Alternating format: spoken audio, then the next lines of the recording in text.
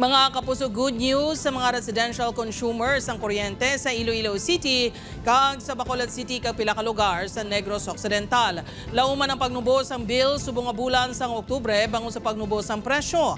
Sa Iloilo City, ang More Power ang nagpatigayon sang piso kag 35 sentimos nga buhin sa kada kilowatt hour. Nagikan sa 12 pesos kag 44 sentimos nga sukot sang Setyembre, yara na lang subong sa 11 pesos kag 9 sentimos kada kilowatt hour subong nga Oktubre. Nag-epekto ang panibagong nga presyo sumugod sa October 18. Ang Negros Power naman may pagnubo sang 36 sentimos kada kilowatt hour.